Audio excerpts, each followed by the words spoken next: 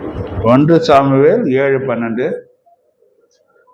Samuel ஒரு கல்லை எடுத்து மிஸ்பாவுக்கும் சேனுக்கும் நடுவாக நிறுத்தி, இம்மட்டும் கர்த்தர் உதவி செய்தார் என்று சொல்லி அதற்கு எபினேசர் என்று பெயரிட்டார். அல்லேலூயா. என்ன பெயரிட்டான்? எபினேசர் அப்படின்னா என்ன அர்த்தம்?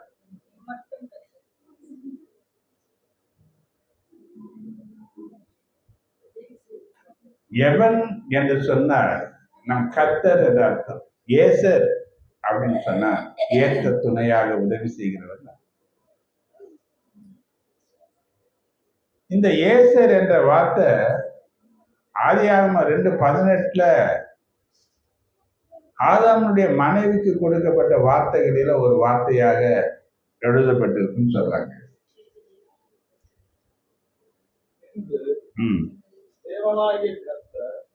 மனுஷன் தனிமையா இருப்பது நல்லதல்ல, ஏற்ற துணையை அவனுக்கு உண்டாக்குவேன். அந்த ஏற்ற துணை என்ற இடத்துல ஏசர் என்ற வார்த்தை இருக்குன்னு சொல்றாங்க. அல்லேலூயா, அல்லேலூயா. கவனிச்சு பாருங்க. அப்ப ஏற்ற துணைக்கு இது பயன்படுத்திருக்கு. இதுக்கு 3 விதமான அர்த்தங்களை அவங்க சொல்றாங்க. ஏசர் என்ற வார்த்தைக்கு 3 வித அர்த்தங்களை அவங்க சொல்றாங்க. என்னன்னு பார்த்தீங்கன்னா, பரிசுத்த வாழ்விலே ஏற்ற துணையாக நமக்கு உதவி செய்கிறவர். முதல் காரியம் என்னங்க? பரிசுத்த வாழ்க்கையில ஏற்ற துணையாக நமக்கு உதவி செய்கிறவர். 2வது, சரீர நன்மை தருவதிலே ஏற்ற துணையாக இருக்கிறவர். 3வது, அறிவில் ஏற்ற துணையாக இருந்து நமக்கு உதவி செய்கிறவர் என்று சொல்லப்பட்டது. அல்லேலூயா. இப்போ ஒரு காரியத்தை முதல்ல நான் உங்களோடு கூட சொல்ல ஆரம்பிக்கிறேன். இந்த 3 காரியத்திலையும் ஏற்ற துணையாக இருக்க வேண்டிய ஏவாள் துணையாக இல்லை, இல்லையா? ஆனால் அந்த துணையாக இல்லாத அந்த இடத்துல இந்த பரிசுத்த ஆவியானவர் நமக்கு ஏற்ற துணையாக இருப்பார் என்று சொல்லி சாமுவேல் அவருக்கு எபினேசர் என்று பெயரை வைத்தார். அல்லேலூயா. கவனிச்சு பாருங்க. 2 தெசலோனிக்கேயர் 2வது அதிகாரம் 9-13 வசனங்களை நீங்க பார்த்தீங்கன்னா, கவனிங்க. இந்த அதிகாரத்துல அந்தி கிறிஸ்துவின் ஆவியினாலே கிறிஸ்தவர்களுக்குள் நுழைய போகிற 9 விதமான வஞ்சகங்கள் இந்த வசனங்களிலே எழுதப்பட்டிருக்கு. கடைசி நாட்களில அந்தி கிறிஸ்துவின் ஆவியினாலே உண்டாகக்கூடிய வஞ்சகங்கள், ஏமாற்றுத்தனங்கள் அதிகமா இங்க எழுதப்பட்டிருக்கு. இந்த வஞ்சகங்களுக்கு தப்பி நம்முடைய பரிசுத்த வாழ்க்கையில நிலையா நின்று இந்த பரிசுத்த ஆவியானவர் நமக்கு உதவி செய்வார் என்பதற்கு இங்க பரிசுத்த வாழ்க்கையில ஏற்ற துணையாக அவர் இருப்பார். வேற வாசித்து பாருங்க. 9வது வசனத்திலிருந்து வாசிங்க. 2 தெசலோனிக்கேயர் 2வது அதிகாரம் 9வது வசனம்.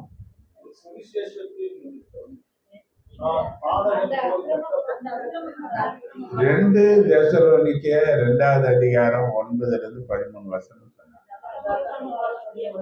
அந்த அக்கிரமக்காரனுடைய வருகை சாத்தானுடைய செயலின்படி, கவனிங்க, சகல வல்லமையோடும் அடையாளங்களோடும்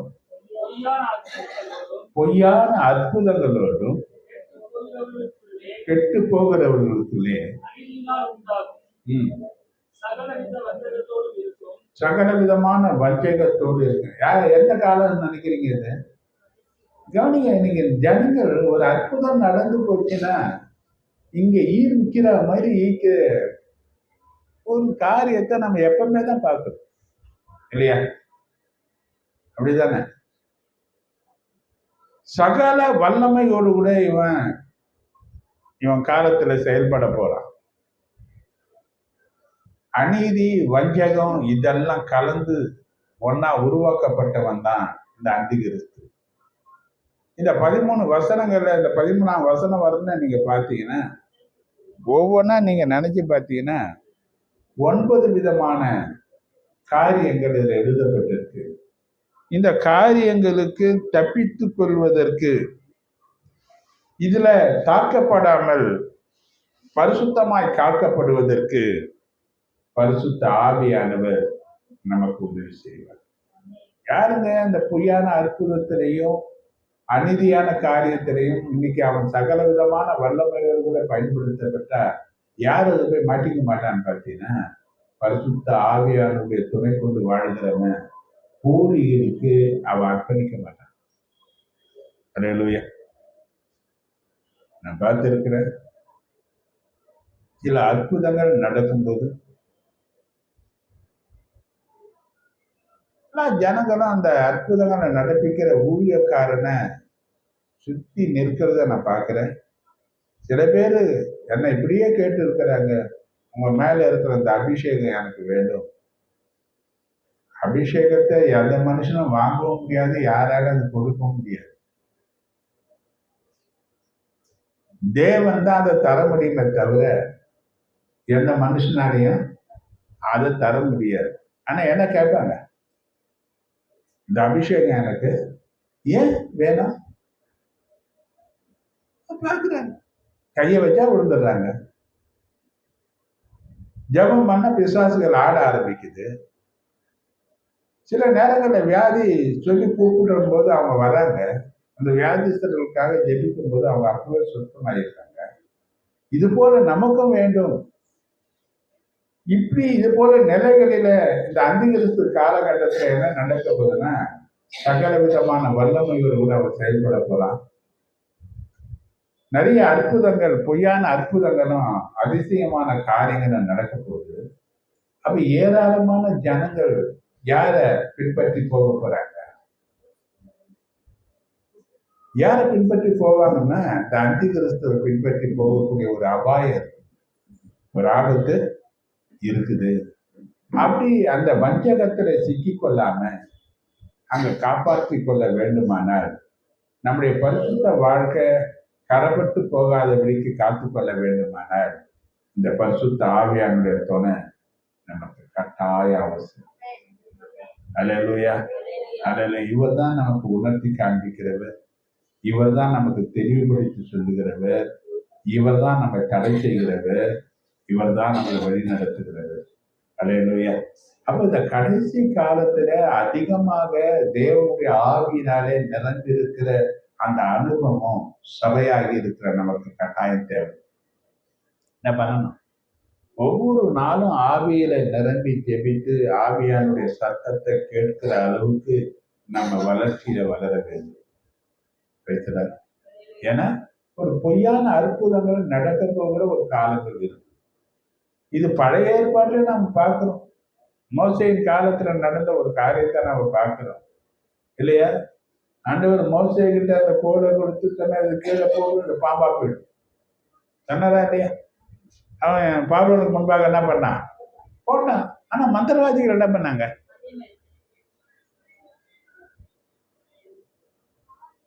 மோசே செய்த பாதி காரியத்தை மந்திரவாதிகளும் செய்தாங்க. இது சாதாரணமா நினைச்சிட முடியுமா?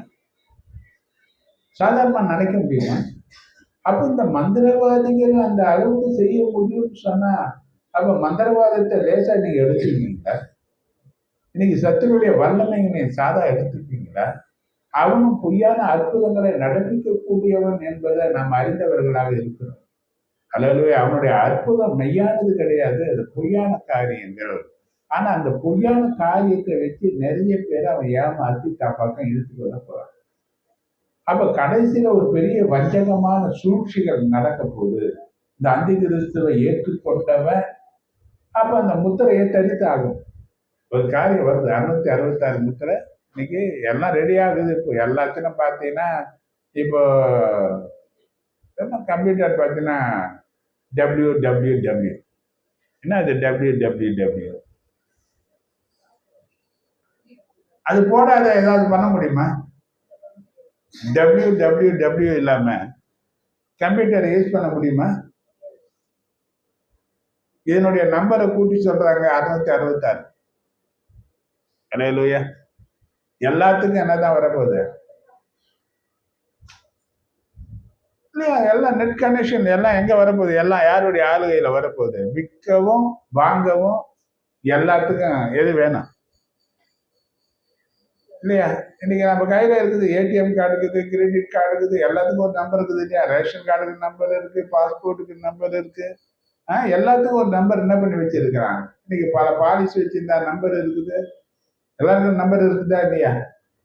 இந்த நம்பர் இருந்தா தான் அதை நமக்கு செல்லுபடி ஆகும். இப்ப நம்ம கையில ஒரு கார்டு கொடுக்க போறான், அதுக்கு நம்பர் இருந்தா தான் நீ ஒண்ணு விற்க முடியும், ஒரு கடையில போய் ஒண்ணு வாங்க முடியும். எனக்கு கோடி கோடியா பணம் இருக்குங்க, என்கிட்ட இந்த நம்பர் இல்லைங்க, வாங்கவும் முடியாது, நீ விற்கவும் முடியாது.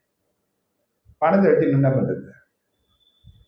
ஒன்னைய நீ என்ன பண்ண முடியாது, விற்கவும் வாங்க. அன்னைக்கு லஞ்சம் கொடுத்தாலும் ஒன்றும் பண்ண முடியாது. எல்லாம் அன்னைக்கு எல்லாம் பார்த்தீங்கன்னா இன்னைக்கு இது வந்துருச்சு, எல்லாம் ரேபோ, எல்லா வேலைக்கும் ரேபோ தான். பேசு சிலை, அது என்ன பண்ண போகுது? அது என்ன பண்ண போகுது? கவனிச்சு பாருங்க. முந்தா நேரத்துக்கு கூட ஒரு 4 நாளைக்கு முன்னே நான் டிவியில் பார்த்தேன். அப்படியே பாட்டு சொல்லி கொடுக்கறது, என்ன பலவிதமான டியூஷன் எடுக்கிறதுக்கு, சண்டை போடுறதுக்கு, சண்டை கற்றுக் கொடுக்கறதுக்கு எல்லாத்துக்கும் ரேபோ வந்துச்சு. வீட்டு வேலையிலேருந்து. ஏன் இன்னொன்னு சொல்ல போறேன், இன்னைக்கு மனைவிக்கு பதிலையும் ரேபோ வந்துருச்சு. யாருக்கு பதிலா? இன்னைக்கு எல்லாவற்றுக்கும் எது வந்துருச்சு? இப்போ அந்திகிறிஸ்துவினுடைய ஆளுகையில அதிகமாக செயல்பட போகிற இந்த ரேபோக்கள், இந்த சிலைகள் நம்ம பாருங்க வச்சு வச்சு இந்த சிலைகள் எல்லாம் மாறி இப்ப என்னவா மாற போகுது? எல்லாம் ரேபோ, எல்லாம் எதுதான் வழி நடக்க போகுது? அது கண்காணிக்கும். ஒவ்வொருவரையும் என்ன பண்ணா, அப்ப இந்த முத்திரை இல்லை, இந்த நம்பர் இல்லை, எதையும் வாங்க முடியாது. இப்போ ஒரு பக்கம் அற்புதம் நடக்குது, அதிசயங்கள் நடக்குது, பல பொய்யான காரியங்கள் நடக்குது. இது பொய்ன்னு நினைக்க மாட்டாங்க.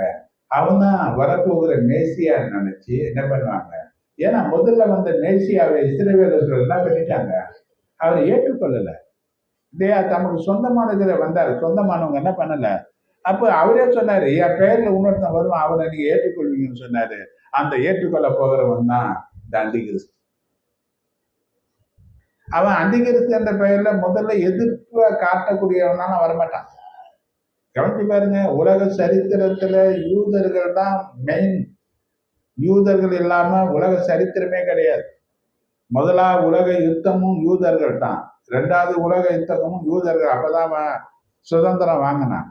3வது உலக யுத்தத்துக்கும் யார் தான் காரணம்? இன்னைக்கு நடக்கிற பிரச்சனைகள் பார்த்தீங்கன்னா, அமெரிக்கா இஸ்ரேல் கூட சேர்ந்துக்கின்னா இன்னைக்கு ஈரான் கூட என்ன பண்ணினுங்கிறான்.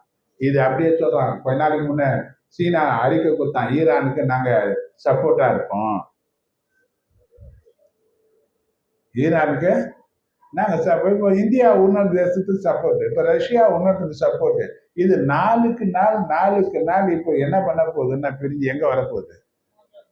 கவனிச்சு பாருங்க. இப்பவே நம்ம பார்க்கணும். நேற்று பார்த்தீங்கன்னா சிலிண்டருக்கு 60 ரூபாய் ஏறி போச்சு. போன வாரம் சொன்னாங்க யுத்தம் வந்தாலும் பிரச்சனை கிடையாது, நம்ம கிட்ட எரிவாயு எல்லாம் தாராளமாக இருக்குது, எதுவும் பிரச்சனை கிடையாதுன்னாங்க. இப்போ ஒரு சிலிண்டருக்கு 60 ரூபாய் ஏறி போயிடுச்சு. இப்போ சிலிண்டருக்கு ஏறிச்சுன்னா டீ விலை ஏறிடும், பால் விலை ஏறிடும், எல்லாமே என்ன பண்ணிடும், விலைவாசிகள் ஏறினே தான் போவோம். பெட்ரோல் விலை இப்படியெல்லாம் ஏறினே போச்சுன்னா எல்லாம் போச்சு. கடைசி நாட்கள்ல மனுஷனுடைய அன்பு தனிஞ்சு போயிடும். அன்பு தனிஞ்சு போச்சுன்னா அநியாயங்கள் தலைந்து நிற்கும். என்னதான் ஆக போகுது? எப்படியாப்பட்ட நாட்கள்ல அடையாளங்கள் அற்புதங்கள் நடக்க போகுது.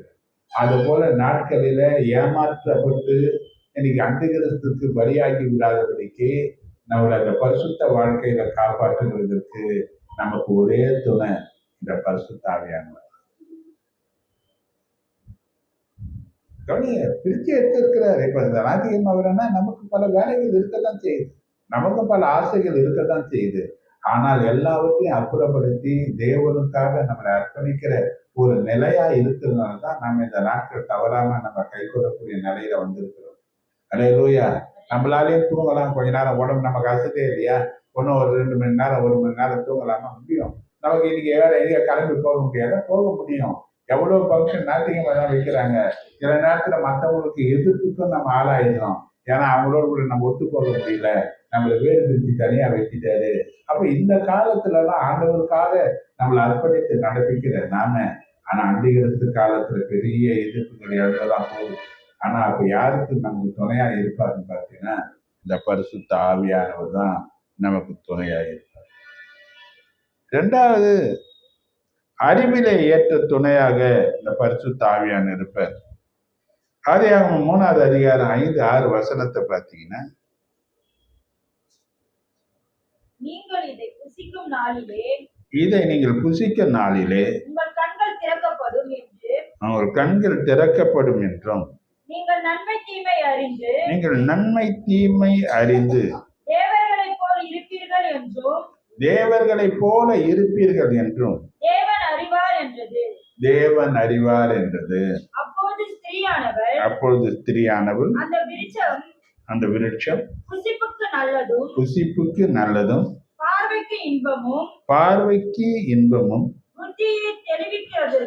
புத்தியை தெளிவிக்கிறதற்கு இச்சிக்கப்படத்தக்கதாகவும் விருட்சமாய் இருக்கிறது என்று கண்டு அதன் கனியை பறித்து புசித்து தன் புருஷனுக்கு கொடுத்தார். அவனும் புசித்தான். கவனிங்க, ஏவாள் ஏதேன் தோட்டத்துல விளக்கப்பட்ட கனியை புசித்த போது சாத்தான் என்ன சொன்னான்னா, இது சாப்பிட்டு அறிவு பெருகி போகும் உனக்கு.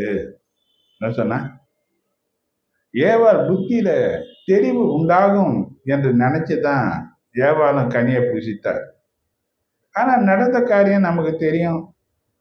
தேவன் தந்திருந்த வெளிப்பாட்டு ஞானத்தை அவர்கள் இழந்து போனாங்க. எதை இழந்து போனாங்க? கவனிங்க, இன்னைக்கு தன் குடும்பத்தை நடத்த தேவ ஞானத்தை ஒரு புருஷனானவன் கர்த்தரிடத்துல பெற்றுக்கொள்ள வேண்டும். வேணா இன்னைக்கு நிறைய குடும்பங்கள் எப்படி போகுதுன்னா, இன்னைக்கு குடும்பமாகவே இல்லை. எப்படி போகுது? நல்லா கவனித்து பாருங்க. இன்னைக்கு அவங்க தனக்கு ஏற்ற நிலையில வாழதான் நினைக்கிறாங்க. குடும்பம் யாராவது ஒருத்தர் பார்த்தாலும் எல்லா பாரதத்துக்கு யார் மேல போட்டுருக்கு, இவங்க ஜாலியா ஆயா சுற்றுவாங்க. என்ன நடக்குது? கடைசியில பிரச்சனைகள் வரும்போது தலையில் அடிச்சுக்குவாங்க. ஏன் இந்த போல நிலைகள் உண்டாகுதுன்னு பார்த்தீங்கன்னா, இவங்க பாரத்து சுமக்க முன்ன வரது கிடையாது. கடைசியில அல்லேலூயா. அப்ப இன்னைக்கு குடும்பத்தை நடத்துவதற்கு ஞானம் என்று சொன்னா, படிக்கிற பிள்ளைகளுக்கு தான் ஞானம் வேணும்னு சொல்லி கேட்கிறாங்க. ஆனா குடும்பத்தை நடத்துவதற்கும் கணவனா இருந்தாலும் மனைவியா இருந்தாலும் ஞானம் கட்டாயம் தேவை. எப்படி ஞானமற்ற வார்த்தையினால எத்தனையோ உறவுகள் உடைஞ்சு போயிருக்கு, எத்தனையோ குடும்பங்கள் செதைச்சு போச்சு, எத்தனையோ குடும்பங்கள் சந்தோஷத்தை இழந்து இன்னைக்கு என்ன பண்றாங்க, தடுமாறி கொண்டு இருக்கிற நிலைகளில ஏராளமான ஜனங்களை நம்ம பார்த்து கொண்டுதான் இருக்கிறோம். பிரைஸ்ல அல்லேலூயா. இன்னைக்கு கவனிச்சு பாருங்க என்ன நடந்தது. இன்னைக்கு இவனும் கொடுத்தா அவனும் சாப்பிட்டான். இப்போ இதனுடைய விளைவு என்னன்னா, பாவத்துல 2 பேரும் விழுந்து போனாங்க. மனைவியின் சம்மதத்தோடு தான் காணிக்க பணத்தை வஞ்சித்து வைத்த அனனியா சப்பிரால குறித்து கூட நம்ம அறிந்திருக்கிறோம். அல்லேலூயா அல்லேலூயா. கவனிச்சு பாருங்க, இப்ப 2 பேரும் என்ன பண்ணாங்க? ஒருமனப்பட்டாங்க. எதனால? அவன் கேட்டான், இதை விற்கிறதுக்கு முன்னதாகவும் இதனுடைய கிரயம் உன் கையில தான் இருந்தது, வித்த பின்னும் உன் கையில தான் இருந்தது, பின்ன இடத்துக்கு நீங்க பொய் சொல்லி ஏமாத்த வந்தீங்க? யாரு கேட்டாங்க அப்படி? இதுதான் வித்தியானா? இல்ல இதை விட அதிகமா வித்தோம், இதுதான் கொண்டு வந்தோம் சொல்லி இருக்கலாமே. ஏங்க பொய் சொன்ன? நாங்க அந்த பொய் சொல்றதுக்கு 2 பேரும் கூட்டு களவாணியா இருந்தாங்க இல்லையா? ஹஸ்பண்ட் ஒய்ஃபும் என்ன பண்ணாங்க? 2 பேரும் கவனிச்சு பேர். முதல்ல அண்ணனையா வந்தான், இந்த வார்த்தையை கேட்டோன்னா அவன் தன் ஜீவனை விட்டு அவன் செத்தான். 2வது இது தெரியாத அவன் மனைவி என்ன பண்றா? அவன் கேட்கறான், இவ்வளவுக்கு தான் வித்தீங்களா? அவன் என்ன பண்றா? ஆமா அவ்வளவுதான். இப்ப என்ன நடக்குது இங்க? என்ன நடக்குது இங்க? ஆசீர்வாதத்தை சுதந்திரிக்க வேண்டியவங்க 2 பேரும் மரணத்தை சுதந்திரிக்கிற ஒரு காரியத்தை நம்ம பார்க்கிறோம். அடுத்தபடியா நான் பார்க்கிறோம், நீங்க பாருங்க, இதை அப்போஸ்தலர் 5:2 இதை நாம பார்க்கிறோம். தன் மனைவி அறிய ஆ கிரயத்திலே ஒரு பங்கை கிரயத்துல ஒரு பங்கை வஞ்சித்து வைத்து பங்கை கொண்டு வந்து ஒரு பங்கை கொண்டு வந்து அப்போஸ்தலருடைய பாதத்திலே வைத்தான். போ- இப்ப யாரு கேட்டாங்க உன்னை எத்தனை வித்து கொடுங்கன்னு? எல்லாம் கொடுத்தாங்க. அதனால இவங்க என்ன நினைச்சாங்க? எப்படி கொடுத்தாங்க? இப்போ 10,000 ரூபாய்க்கு அது வித்துருந்தாங்கன்னா 5,000 ரூபாய் எடுத்து வச்சிங்கன்னா 5,000 ரூபாய் என்ன பண்ணாங்க? கவனிங்க, நாம கூட பல காரியங்களை செய்தோம். ஆனா கடைசி காலத்துல பரிசுத்த ஆவியனுடைய வல்லமை செயல்படத்தான் போகுது. கவனிச்சு பாருங்க, இன்னைக்கு நிறைய காரியங்கள். அதனால இன்னைக்கு நிறைய சபைகளும் சில காரியங்களை பார்த்தா தந்திரமா வாங்குற காரியம் தான் நிறைய பேருக்கு இருக்கு. நான் பார்த்தேன் சில இடத்துல. ஒரு முருங்கைக்காய் விலை எவ்வளோங்க போவோம்? ஆ ஆ ஒரு முருங்கைக்காய் நம்ம 150 ரூபாய் ஏலத்துல எடுக்கிறோம் சர்ச்சில். எவ்வளோ?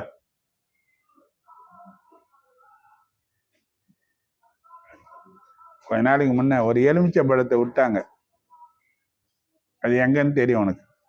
ஒருத்தன் 5,000 ரூபாய்க்கு எடுத்தான். அல்லேலூயா. டிவியில போட்டான் அது பிரைஸ்ல. அப்ப நம்ம ஆளுங்க என்ன பண்ணுவாங்க? கொடுக்கறதுக்கு மனசு வராது. ஆனா பேர் பிரஸ்தாபத்துக்காக என்ன பண்ணுவாங்க? இவங்க பேரு அனௌன்ஸ் பண்ணுவாங்க. இவர் இவ்வளவு கொடுத்து வாங்கினாருன்னு சொல்லுவாங்க. இது யாருக்கு வாங்கினாங்க, எதுக்கு வாங்கினாங்கன்னா தன்னுடைய பெயர் பிரஸ்தாபத்துக்காக என்ன பண்றாங்க? வாங்குறாங்க. ஆனா நீங்க பாருங்க, இப்படி இவங்க செய்தாங்க. எதுக்காக இவங்க செய்தாங்கன்னு பார்த்தீங்கன்னா, இவங்க யாரும் கட்டாயப்படுத்தல. இவங்களை யாரும் கட்டாயப்படுத்தல. எல்லாம் மற்றவங்க கொடுத்தாங்க, மனசார கொடுத்தாங்க. இவன் சொல்லியிருக்கலாம் 10,000 ரூபாய்க்கு விற்றேன், இது 5,000 ரூபாய் நான் கொடுக்குறேன் சபைக்கு, 5,000 ரூபாய் எங்கள் செலவுக்கு நாங்கள் வச்சுக்கிறேன்னு சொன்னால் ஒன்றும் சொல்ல போகிறது கிடையாது. ஏன்னா அது அவங்க வசம் தான், அவங்க கையில தான் இருக்குது.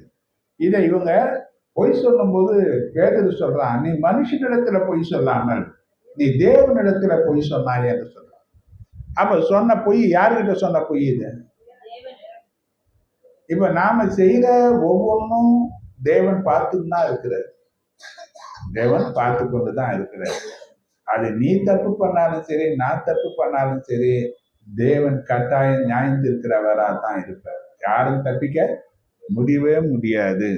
ரெண்டாவது இன்னொரு மனுஷனை பார்க்கிறோம். 1 ராஜாக்கள் 21வது அதிகாரம் 25வது வசனத்துல பாத்தீங்கன்னா, இங்க ஆகாப் என்ற ஒரு மனுஷனை குறித்து நம்ம பார்க்கிறோம்.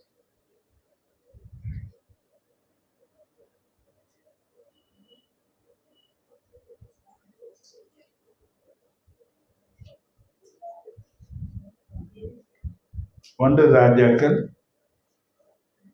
21வது அதிகாரம் 25வது வசனமா பாரு.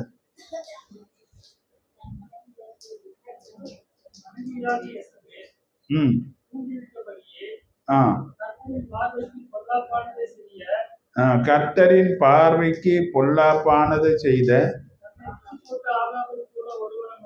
தன்னை விற்று போட்ட ஆகாப். யாருடைய பார்வைக்கு? யார் தூண்டி விட்டபடி செய்தான் அவன்? அல்லேலூயா. அப்ப அறிவில துணையாக இருக்க வேண்டியவங்க இவங்க ஏற்ற துணையாக இல்லாம போனாங்க. ஆனா பரிசுத்த ஆவியானுடன் துணையோடு கூட தேவனுடைய அறிவால் நடத்தப்படுகிற நல்ல மனைவிமார்களும் வேதத்துல சொல்லப்பட்டு தான் இருக்கிறாங்க. அல்லேலூயா. உதாரணமா பார்க்கலாம், அபிகாயில் என்றதான ஒரு மனுஷியை நம்ம பார்க்கலாம்.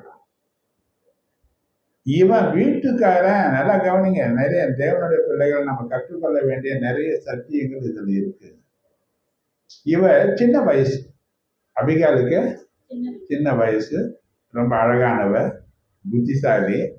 ஆனா புருஷனுக்கு வயசு அதிகம், முரடன், குடிகாரன். எப்படியாப்பட்டவன்? பெரிய பணக்காரன் தான், ஆனா எப்படியாப்பட்டவன்? குடிகாரன். இவ கூட அவ வாழ்ந்தாயா? எப்படி வாழ்ந்தா? புத்தியுள்ள ஸ்திரியா பார்த்தோம். இந்த கதை நமக்கு தெரியும். இப்போ ஆட்டு மயிர் கத்தரிக்கிறதுக்காக நாபால் போயிருக்கும் போது தாவீது அந்த செய்தியை கேள்விப்பட்டு தன்னுடைய அந்த வீரர்களை சில பேரை, வாலிபர்களை தெரிந்து கொண்டு இப்ப அவனிடத்துல போய் சொல்லி உங்க அடியான் தாவீது அனுப்புனாரு, உன் கைக்கு கிடைச்சதை எங்களுக்கு கொடுக்க முடியா கேட்டாரு. உங்க மந்தை இந்த மலையில மேயும் போது நாங்க அதுக்கு காவலா இருந்தோம். ஒரு ஆடு கூட காணாம போல. நாங்க அதுக்கு துணையா இருந்தோம். எந்த பாதிப்பும் எங்களால இல்லை. நாங்க உங்களுக்கு நல்லதுதான் செய்தோம். இப்ப நாங்க இது போல ஒரு நிலையில இருக்கிறோம். நீர் எங்களுக்கு உதவி செய்ய வேண்டும் என்று கேட்டதுக்கு அவன் கேவலமா திட்டி அவன் ஜனங்களை வெறுமையா அனுப்புறதை நான் பார்க்கிறேன். இப்ப தாவீது ஒரு தீர்மானம் எடுக்கிறான். பொழுது விடியறதுக்குள்ள சுகத்துல நீர் விடுகிற ஒரு நாய் கூட இவனுக்கு விட்டு வைக்க போறது கிடையாது. எல்லாத்தையும் நான் அழிக்க போறேன்னு சொல்லிட்டு அவன் தீர்மானத்தை எடுத்து அவன் கிளம்புறான்.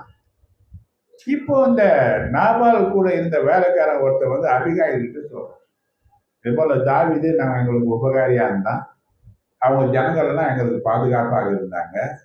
இப்ப அவங்க இருந்த காலத்துல ஒரு ஆடு கூட காணாம போல. அவங்க எங்களுக்கு ரொம்ப உபகாரியா இருந்து எங்களுக்கு உதவியா இருந்தாங்க. ஒரு உதவிக்காக தாவீது தன்னுடைய ஆட்கள் அனுப்பிச்சாங்க. இவரோ பேலியாளின் பிள்ளையா இருந்துன்னு அவனை கேவலமா பேசி எடுத்தாரு. இப்போ ஒரு பொல்லாப்பு உங்க குடும்பத்தின் மேல வரா மாதிரி இருக்கு, நீங்களே சிந்தித்து செயல்படுங்கன்னு சொன்னாங்க. இப்போ அபிகாயில் என்ன பண்றா, இப்ப நம்ம வீட்டம்மா இது போல ஒரு சூழ்நிலை வந்தா என்ன பண்ணுவாங்க?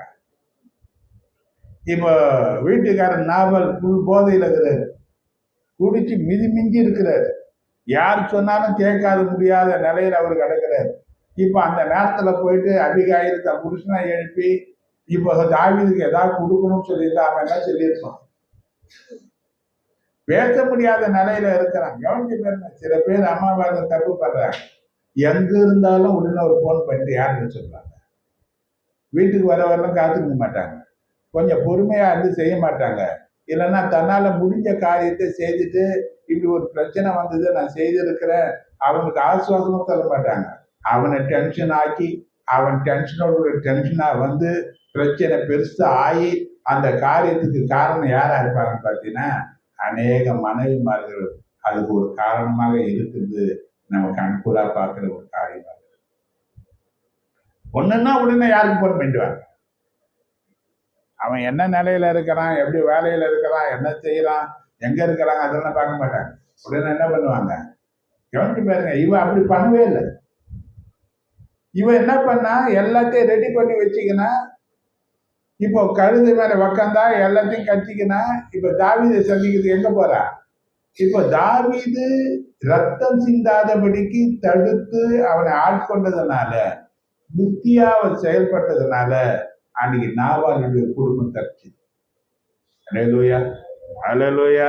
பிறகு தேவன் அவனை அடித்ததுனால அவன் செத்தான். அதுக்கு பிறகு தாவீதுக்கு மனைவி ஆனான் என்ற கதை இருந்தாலும் அவள் புத்தியாய் நடந்த அந்த காரியம் ஒரு பெரிய அழிவை தடுக்கக்கூடியதாக இருந்தது. இப்படியாப்பட்ட மனைவிமாரையும் கர்த்தர் இந்த வேதத்துல எழுதி வைக்கதான் செய்திருக்கிறார். அல்லேலூயா. இன்னொன்னு பார்த்தீங்கன்னா பாருங்க, இந்த மனோவா கேள்விப்பட்ட பேரா இருக்கா? மனோவா இந்த பேரு கேள்விப்பட்டிருக்குதுங்களா? மனோவா யார் தெரியுமா? சிம்சோனுடைய அப்பா. யாரு இவரு? கவனிச்சு பாருங்க, இவனுடைய மனைவி யாரு? தான் புருஷனை விட தேவ தரிசனத்தை காணக்கூடியவராக இருந்தார். தேவன் முதல் தன் தூதனை அனுப்பி தரிசனம் கொடுத்தது மனோவாக்கு அல்ல, அவனுடைய மனைவிக்கு தான் கொடுத்தார். மனைவி தான் கண்ட அந்த தரிசனத்தின்படி இப்படி நான் ஒரு தூதனை கண்டேன் என்று தன் புருஷனுக்கு சொன்ன பிறகுதான் இப்ப மனோவா ஜெபம் பண்ணி அந்த ஜெபத்தை தேவன் கேட்டு அவனுக்கு ஒரு தரிசனத்தை கொடுத்தாரு. இன்னைக்கு பாருங்க, நிறைய மனைவி பாருங்க கர்த்தருடைய தரிசனத்தை காணக்கூடிய புத்தி உள்ள பெண்களாக அன்னைக்கு இருந்ததுனாலதான் இன்னைக்கு தேசத்தை ரட்சிக்கக்கூடிய சிம்சோனை போல ஒரு பராக்கிரமசாலிகளை பெற்றெடுக்கிறதுக்கு அவங்களுக்கு கொடுத்த நிபந்தனைகளை நிறைவேற்றக்கூடியவங்களா இருந்தாங்க இல்லையா? அந்த குழந்தை பிறகுன்னு சொல்றாங்க, திராட்சை ரசத்தினால திராட்சை பழத்தினால உண்டாகிற எதையுமே நீ சாப்பிடக்கூடாது.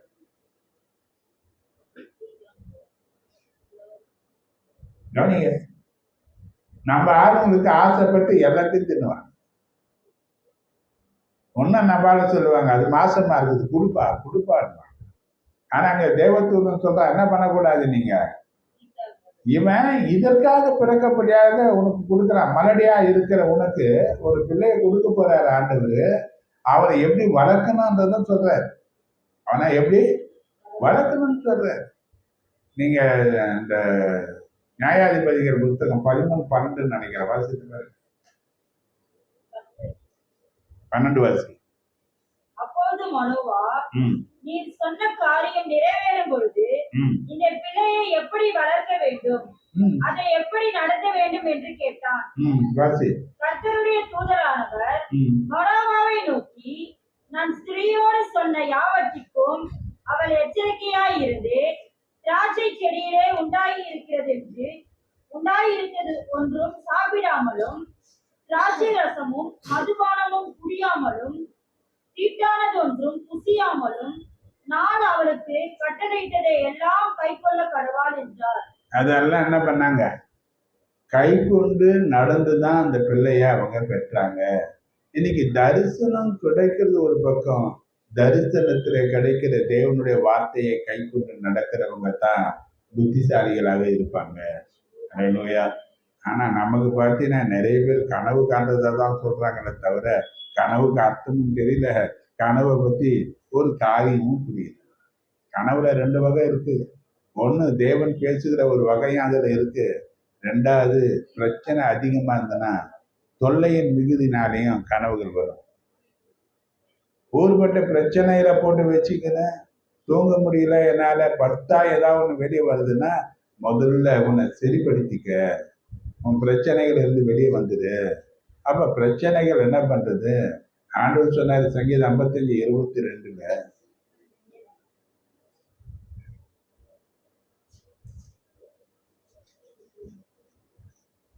கர்த்தர் மேல் கர்த்தர் மேல் பாரத்தை வைத்துவிடு. உன் பாரத்தை வைத்து விடு, அவர் அவர் உன்னை ஆதரிப்பார். உன்னை ஆதரிப்பார். நீதிமானை எப்போதும் நல்லார். யார் மேல பாரத்தை வைங்க, நீங்க எந்த மனுஷன் மேலேயும் பாரத்தை வைக்க முடியாதுங்க. யாருமே பாரத்தை சுமக்க என்ன பண்ண மாட்டாங்க, முன்ன வரவே மாட்டாங்க. அப்படி ஒரு குடும்பத்திலையும் பாருங்க, கணவன் மேல பாரத்தை வச்சாலோ மனைவி மேல பாரத்தை வச்சாலோ அவங்க என்ன குறைக்கிறாங்க, எவ்வளவுதான் நான் பாக்குறதுமா, எவ்வளவுதான் நானும் மனுஷி தானே, எவ்வளவுதான் என்னால முடியும், எவ்வளவுதான் என்னால செய்ய முடியும்னு சொல்லி அவங்க கேட்கிற கேள்வி நியாயமான கேள்வி தானே. அப்போ இன்னைக்கு பாரத்தை சுமக்கிறதுக்கு கணவனும் மனைவியும் இணைந்து செய்தாங்கன்னா அந்த பாரங்கள் பெருசா தெரியாது. அல்லேலூயா. எல்லாத்தையும் ஒருத்தர் மேலேயே சுமத்திட்டு நம்ம இருப்போம்னா அவங்க எவ்வளவுதான் தாங்குவாங்க, அவங்களால என்ன பண்ண முடியாது, அந்த பாரத்தை பண்ண முடியாது. 12:1 பாரம் ஒரு மனுஷனை கீழே தள்ளிடும், பாரம் ஒரு மனுஷனை கீழே தள்ளிடும். அப்ப பாரத்தை தள்ளுறதுக்கு நாம பலனுள்ளவங்களா இருக்கணும். பாரமும் ஒண்ணுதான், பாவமும் ஒண்ணுதான். அல்லேலூயா, அல்லேலூயா. அப்ப இன்னைக்கு என்ன பண்ணுங்க, அப்ப தேவன் தரக்கூடிய தரிசனங்களை கீழ்ப்படிந்து நடக்கக்கூடிய புத்திசாலியான சகோதரிகளாக நீங்க இருக்க ஆண்டவரிடத்துல உங்களை அர்ப்பணிக்க வேண்டியது அவசியமா இருக்கு. இன்னொன்னு நம்ம பார்க்கணும், இயேசுவின் தாயாகிய மரியாள், இவனுக்கு தரிசனமும் இருந்தது, பரிசுத்தமும் இருந்தது. இவனுக்கு எப்படி இருந்தது, என்ன இருந்தது இல்லையா, தேவதூதன் காவிரியார் யாருக்கு சந்தித்தான், கவனிச்சு பாருங்க. இவன் சந்தித்தானா இல்லையா, என்ன சொன்னான், என்ன வாழ்த்துதலோடு அவன் சந்திக்கிறான். ரொம்ப அழகா இருக்கு அந்த வசனம், கிருபை பெற்றவரே நீ வாழ்க. யார் அவங்க, கிருபை, தேவனிடத்துல நீ கிருபை பெற்ற. அவங்க சொல்றாங்க தேவ திட்டம், தேவனுடைய நோக்கம், தேவன் என்ன செய்ய போகிறார் என்பதை தூதர்கள் மூலமாக அறிவிக்கும் போது இப்படியாப்பட்ட தேவ திட்டத்தை அறிந்து கொள்ளக்கூடிய அந்த செய்திகள் நமக்கு ரொம்ப அவசியம். இன்னைக்கு நமக்கு அப்படியாப்பட்ட தரிசனங்கள்லாம் கிடையவே கிடையாது. கவனிச்சு பாருங்க, இப்போ அவங்களுக்கு கிடைச்ச அந்த தரிசனத்தை கொஞ்சம் யோசனை பண்ணி பாருங்க. நம்ம கொஞ்சம் நம்மள பார்வையில யோசிக்கலாம், இப்படியும் ஆண்டவர் தரிசனம் கொடுப்பாரா, நம்ம அது கேட்பாங்களா, கேட்க மாட்டாங்க. என்ன தரிசனம் கொடுத்தாரு, இப்ப கல்யாணம் ஆகல அவருக்கு, நீ கர்ப்பவதி ஆகி ஒரு பிள்ளை என்ன பண்ண போற, இது என்ன கல்யாணமா ஆகுது, அது எப்படி கர்ப்பவதி ஆகுது, ஆண்டவர் இப்படி பேசுவாரா, பேசுவாரு. அன்னைக்கு இன்னைக்கு இருக்கிற காலம் கிடையாது. அன்னைக்கு திருமணம் ஆகாம கர்ப்பவதி ஆனா அவனுக்கு மட்டும் பிரச்சனை இல்லை, அவ குடும்பத்தையே கல்லடித்து கொண்டுடுவாங்க. குடும்பமே அவுட்டு. அந்த பாவம் நிரூபிக்கப்பட்டுடுச்சு. இவன் திருமணம் ஆகிறதுக்கு முன்ன தவறான உறவுல இருந்தவன் தெரிஞ்சு போச்சுன்னா அவங்க பெற்றவங்களையும் கூட கொண்டுடுவாங்க. இப்ப இது போல ஒரு சூழ்நிலை இருக்கு. ரெண்டாவது, அவளுக்கு நிச்சயதார்த்தம் ஆக போது ஒரு மாப்பிள்ளையை பார்த்தாச்சு. அந்த மாப்பிள்ளை பேர் யோசேப்பு. அந்த இஸ்ரவேல் திருமண காரியங்கள்லாம் என்கேஜ்மெண்ட் தான் ரொம்ப சிறப்பாக இருக்கும். என்கேஜ்மெண்ட் தான் சிறப்பாக இருக்கும். என்கேஜ்மெண்ட் ஆயிடுச்சுன்னா நாள் சொல்ல மாட்டாங்க. திடீர்னு ஒரு நாள் மாப்பிள்ளை வருவாரு, அவங்க ஃப்ரெண்ட்ஸுங்களோட வருவாரு, பொண்ணு ரெடியா இருக்கும், பொண்ணை கூட்டிட்டு போயிட்டே இருப்பாரு. அல்லேலூயா, அல்லேலூயா. இப்ப இவங்க பார்த்தீங்கன்னா யோசேப்பு என்ன பண்றாரு, இவங்க குடும்ப வாழ்க்கையில கூடி வருகிறதுக்கு முன்னதாகவே அவன் கர்ப்பமா என்று கேள்விப்பட்டு அவன் நீதிமானா இருந்ததுனால அவன் யாருக்கும் தெரியாம அப்படியே தள்ளிவிட நினைச்சான். தேவன் பேசுறாரு அவங்ககிட்ட. அவங்ககிட்ட உண்டாயிருக்கிறது பரிசுத்த ஆவினால உண்டாயிருக்குது, பிறக்க போது பரிசுத்தமுள்ள பிள்ளை, அவரை ஏற்றுக்கொள்ள நீ சந்தேகப்படாதுன்னு சொல்லி பேசுறாரு. இன்னைக்கு நமக்கு அப்படியே தரிசனங்கள் இருக்கா? அந்த தரிசனங்கள் தேவனால தான் கிடைக்கப்பட்டது என்ற நிலையில சொல்லக்கூடிய அளவுக்கு நாம தேவ சத்தத்தையும் சித்தத்தையும் அறிந்தவர்களாக நாம் இருப்போமானால் தேவனை அறிகிற அறிவிலை இன்னும் அதிகமாக வளரும். அல்லேலூயா. இப்ப பொதுவா நம்ம கேட்கிற அந்த அறிவு சவுலுக்கு இருந்து நம்ம அதை பார்க்கிறோம். அப்போஸ்தலர் 9:6.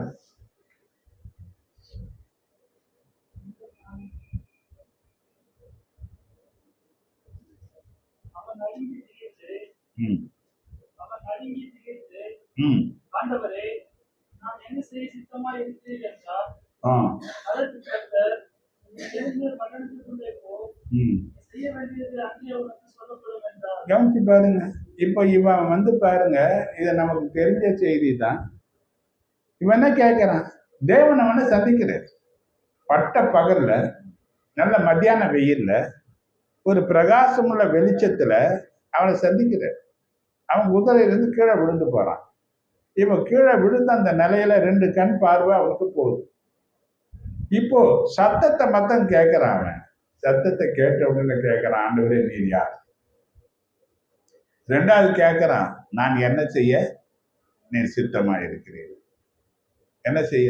அப்ப தேவ தரிசனத்தை பார்க்கிறவன், தேவ சித்தத்தை அறிந்தவன் ஒரு நாளும் வெறுமையா இருக்கவே மாட்டான். ஒரு நாள் என்ன பண்ண மாட்டான்? கவனிச்சு பாருங்க. விலையேற பெற்ற ரத்தத்தினால உன்னை கிரயத்திற்கு மீட்டாராம். 1 கொரிந்தியர் 6:19 சொல்லப்பட்டிருக்கிற வார்த்தையை பார்த்தீங்கன்னா, உங்கள் சரீரமானது நீங்கள் தேவனாலே பெற்று உங்களுக்கு தங்கியும் இருக்கிற பரிசுத்த ஆவியினுடைய ஆலயமா இருக்கிறது என்றும் அறியீர்களா? 20 வாசிங்க. அப்படின்னா கிரயத்திற்கு கொஞ்சம் என்ன பாருங்க, நம்ம என்ன எப்படி வாங்கப்பட்டுமா? எதுக்கு உன்னை விலை கொடுத்து வாங்கினாரு? உன் வேலை என்னம்மா? ஜெய்சீல், உனக்கு என்ன விலை கொடுத்தாரு?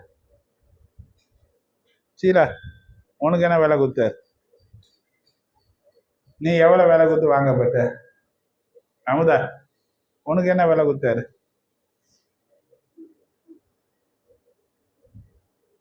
பின்னாடி இருக்குதுங்களே, உங்களுக்கு என்ன விலை கொடுத்தாரு ஆண்டவர்? கிரயத்திற்கு கொல்லப்பட்டீர்களே. இருங்க, அப்படியே இருங்க. என்ன விலை கொடுத்தாரு?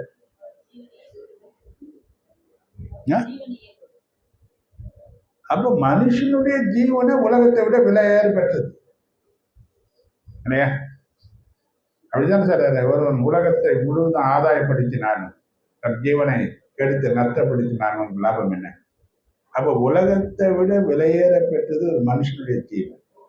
அப்ப தேவனுடைய ஜீவன் உனக்கு கிரயமாக விலையாக கொடுக்கப்பட்டிருக்குன்னா இருக்கிறது ரொம்ப காஸ்ட்லி தானே.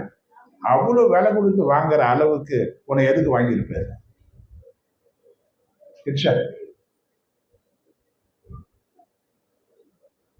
நமக்கு என்ன புரியல தெரியுமா? நம்மளை மட்டமா பேசி மற்றவங்க சொல்றதெல்லாம் கேட்டு இது ஏன் தான் இருக்கு சாக மாட்டேன்னு சொன்னா சாபத்தி இன்னைக்கு யாரெல்லாம் சொன்னாங்களோ மூக்க சிந்தி இன்னைக்கு தேவன் சொன்னது எல்லாம் மறந்து இன்னைக்கு ஏனோ தானும் வாழக்கூடிய ஏராளமான ஜனங்களில நீயும் நானும் ஒருத்தரா இருக்கக்கூடாது. அல்லேலூயா, அல்லேலூயா.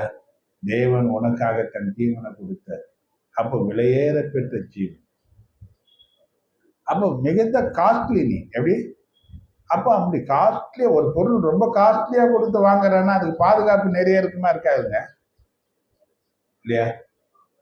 இப்ப சொல்லுவாங்க, நான் அடிக்கடி கேள்விப்படுகிற கோகினூர் வைரம் எவ்வளவு பாதுகாப்பு வச்சிருக்கிறாங்க இல்லையா?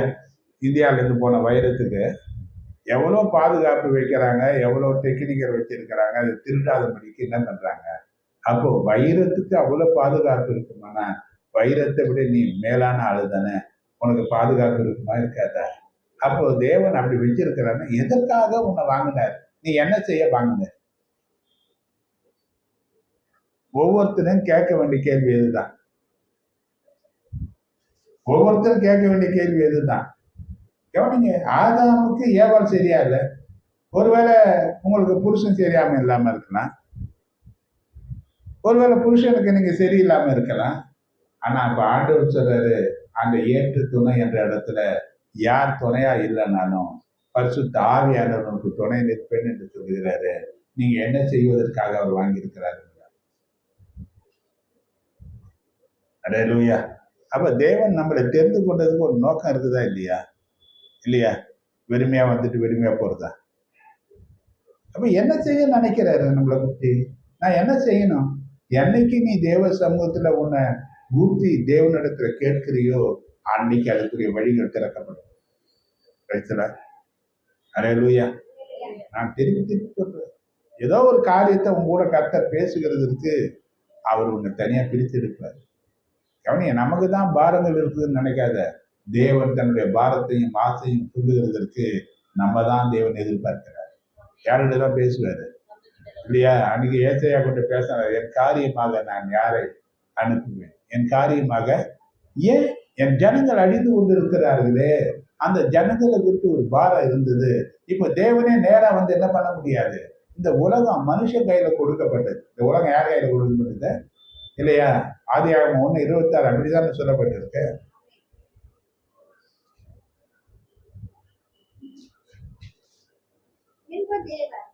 பின்பு தேவன் தம் சாயலாகவும் ரூபத்தின்படியையும் மனுஷனை உண்டாக்குவோமாக, சமுத்திரத்தின் மச்சங்கள், ஆகாயத்து பறவைகள், மிருக ஜீவன்கள், பூமி அனைத்தையும், பூமியின் மேல் ஊரும் சகல பிராணிகளையும் யார் ஆளுனா? அப்ப இந்த பூமியை யாருடைய ஆளுகைக்கு கொடுத்துட்டார்? தேவன் தான் இந்த வானத்தையும் பூமியும் உண்டாக்குனார். அவர் தான் அதுக்கு எஜமானன். இப்ப அவர் யாருக்கிட்ட கொடுத்துட்டாரு இதை? இப்ப மனுஷன் கையில கொடுத்த பிறகு அதுல தலையிட அவருக்கு அதிகாரம் இல்லை. இப்ப மனுஷங்கிட்ட கொடுத்ததை ஏமாத்தி சாத்தா வாங்கிட்டான். இப்ப அவன் ஏமாத்திட்டு வாங்கிட்டான். நீங்க வந்து எங்களுக்கு உதவி செய்யுங்கன்னு கேட்டால ஒழிய என்ன பண்ண முடியாது. ஏசு ஏங்க மனுஷனை வந்தாரு? வேற ரூபத்துல வந்திருக்கலாம்ல, வேற அவதாரங்களை எடுத்து இருக்கலாம்ல. எதுக்காக ஏசு மனுஷனை வந்தாரு?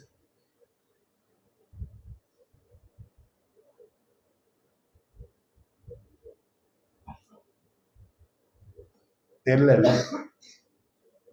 எத்தனையோ அவதாரங்களை குறித்து நம்ம கேட்கிறோம், புராண கதையில படிச்சிருக்கிறோம், கேள்விப்பட்டு இருக்கிறோம்.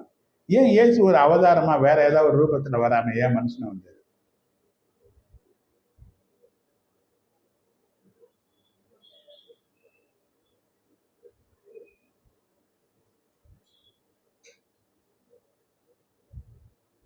இழந்த அதிகாரத்தை பெற்றுக்கொள்வதற்கு மனுஷனுக்கு தான் அந்த பூமியின் மேல அதிகாரம் இருக்கு. யாருதுதான்? யாருதுதான்? அப்போ அதிகாரத்தை மீட்டு எடுப்பதற்கு தேவன் மாம்சமும் ரத்தமும் உள்ளவராக மனுஷனாக இந்த பூமியில வந்து மனுஷன் இழந்ததை பெற்றுக் கொடுப்பதற்கு தன்னையே அவர் என்ன பண்ணாரு? கல்வாரி சிலுவையில தியாக பலியாக ஊற்றி கொடுத்தார்.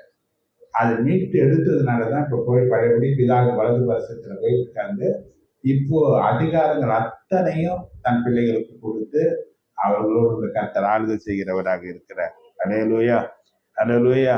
மாத்திரமல்ல, இந்த பரிசுத்த ஆவியானவருக்குள் ஞானத்தை போதிக்கும் வசனமும் அறிவை உணர்த்த வசனமாகிய வரங்கள் இருக்கு. இந்த வரங்களினால கடந்த காலம், நிகழ்காலம், வருங்காலத்தை பற்றிய வெளிப்பாடுகளை பெற்று சிறப்பாக நம்ம வாழக்கூடியவர்களாக இருக்கிறோம். எனவே அறிவில் வளர்ச்சி பெற ஆவியானவர் ஏற்றுத்துணை. இந்த வரங்கள் எத்தனை பேருக்கு தெரியும்? வரங்கள் எத்தனை பேருக்கு தெரியும்? நான் முடிக்க போறேன். வரங்கள் எத்தனை பேருக்கு தெரியும்? 1 Corinthians 12:1 பாரு.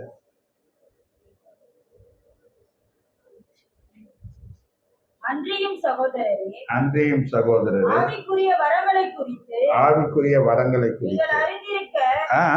நீங்கள் அறியாதிருக்க எனக்கு மனதில்லை. பார்த்து படிமா.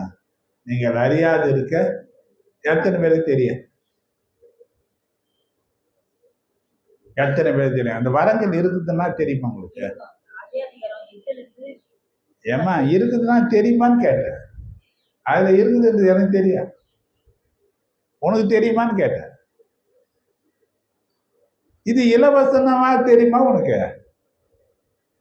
வரங்களுக்கு இலவசமாய் பெற்றீர்கள். பணம் வாங்கி கொடுத்தாரு ஆண்டவர். யாருக்கு கொடுக்கிறாரு? இதை நீ அறிஞ்சிருந்தா எதை கேட்ப? இல்லைங்க பாருங்க, ஒரு ஐஸ்கிரீம் கடை பார்த்துட்டாங்கன்னா தெரியும், அந்த இடத்துல வந்து முதல்ல சீனிங் எடுப்பாங்க. அதை வாங்கி கொடுக்குற வரல என்ன பண்ண மாட்டாங்க. அவங்க எவ்வளவுதான் திட்டினாலும் அடிச்சா கூட அதை வாங்கின்னு என்ன பண்ணாருங்க, அதை பெற்றுக்கொள்வதில் தான் தீவிரமா இருக்கும். இப்போ இந்த வரங்கள் தேவனுக்கும் உனக்கும் ஒரு இணைப்பு அதிகப்படுத்தும். தேவ மனுஷன் என்று சொல்லுகிறதற்கு வரங்கள் அவசியமா இருக்கு. தேவ ராஜ்யத்தை கட்டக்கூடிய பணிக்கு இந்த வரங்கள் அவசியம். ஏராளமான ஜனங்களுக்கு நன்மையும் சந்தோஷத்தையும் கொடுக்கறதுக்கு வரங்கள் அவசியமா இருக்கு. இந்த வரங்களை வச்சிருக்கிறாரு. இந்த வரங்கள் யாருக்காக கொடுக்கப்பட்டிருக்குன்னு பார்த்தீங்கன்னா, யாருக்காக? துரோகிகளான மனுஷர்களுக்குள் தேவன் வாசம் பண்ண பொருட்டு வரங்களை பெற்றுக்கொண்டார் என்று சொல்லப்பட்டது. யாருக்கு? சங்கீதம் 68:18 நினைக்கிறேன், வாசி.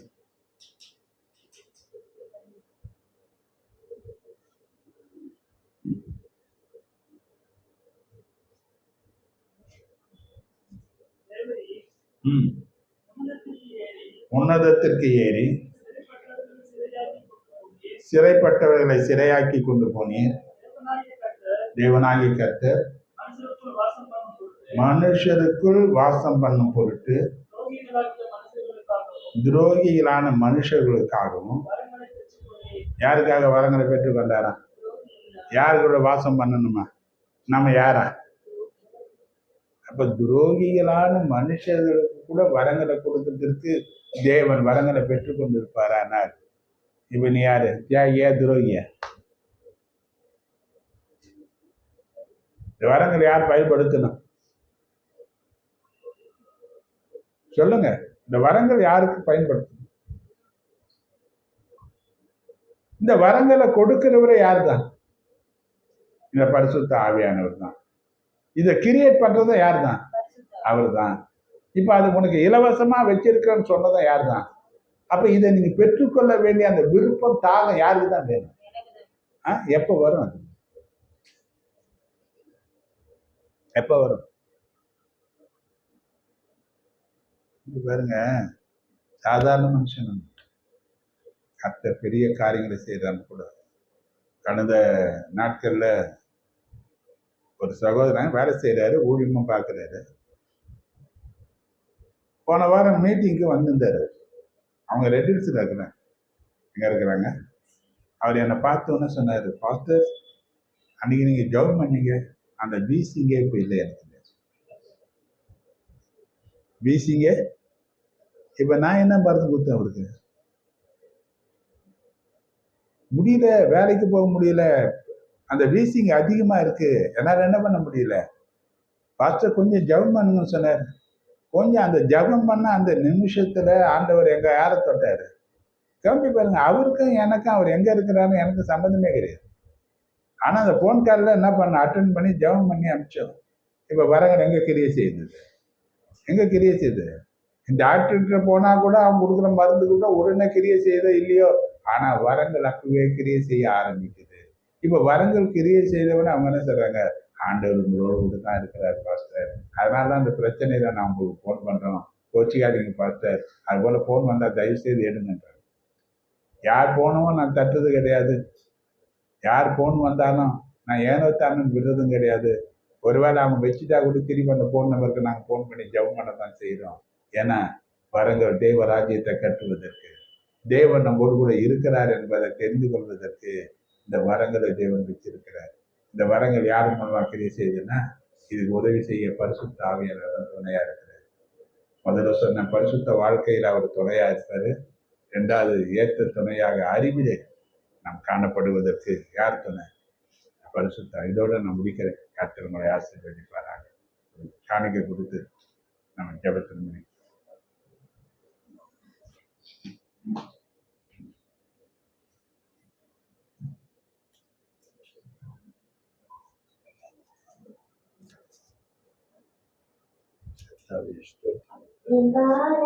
கண்ணீரில் இடராமல் கண்மீட்டு காப்பவரே, எப்பக்கம் சத்துரு முயன்றாலும் நன்மென்று காப்பவரே, என் பாதங்கள் கண்ணீரில் இடராமல் கண் வைத்து காப்பவரே, எப்பக்கம் சத்துரு முயன்றாலும் நன்மென்று காப்பவரே, எல் மோஷா என்னை காப்பவரே, எல் மோஷா உருவாக்கினீரே, உருகுலைந்த யாக்கோபனை இஸ்ரவேலாய் மாற்றினீரே, எல் மோஷா என்னை காப்பவரே, எல் மோஷா உருவாக்கினீரே, உருகுலைந்த யாக்கோபனை இஸ்ரவேலாய் மாற்றினீரே, அக்கினி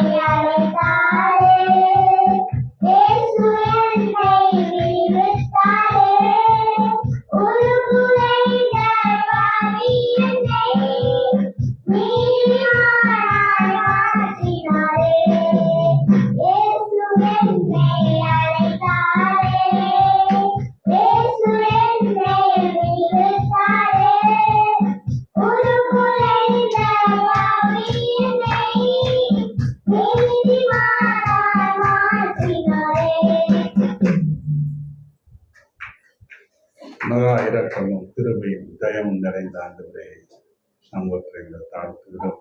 கொடுத்த காணிக்கைகளுக்காக நன்றி ஆண்டவரே. உங்களுடைய சமூகத்தில் கொண்டு வந்த தசம பாகங்கள் காணிக்கைகள் ஒன்றையும் உங்களுடைய கருத்தில் கொடுக்கிறேன். கர்த்தரை அவர்கள் 1000 மடங்கு திரும்ப தந்து கர்த்தாவே இவர்களை ஆசீர்வதி கொடுங்கள், அப்பொழுது உங்களுக்கு கொடுக்கப்படும். அமைக்கு குளிக்கு மடியிலே சரிந்து விழும்படியாய் நன்றாய் அகழ்ந்து போடுவார்கள் என்று சொன்னீரே. நிறைவு உண்டாகட்டும், குறைவுகள் அகன்று போகட்டும். கர்த்தர் அற்புதங்களை செய்த ஆசீர்வாதம் எல்லாவற்றையும் நீரே மீண்டும் கொள்வோம். இயேசு நினைத்த நாமத்தால் ஜெபிக்கிறேன்.